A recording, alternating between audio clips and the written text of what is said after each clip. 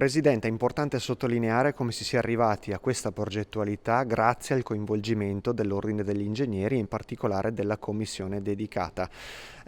Una partecipazione sempre più attiva da parte dell'Ordine.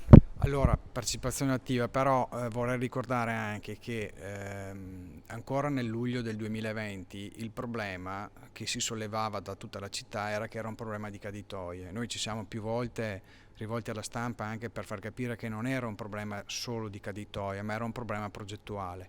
Ci fa piacere che la Regione abbia stanziato dei soldi per questo progetto, che Acque Veronesi abbia colto l'opportunità per farlo e ci abbia coinvolto per, diciamo, dare quegli input progettuali anche da parte della nostra commissione. Un lavoro di squadra tra enti che coinvolge sempre in maniera maggiore anche il nostro ordine, e quindi noi siamo fieri e orgogliosi di aver partecipato a risolvere uno di quei problemi, dei punti nevralgici della città.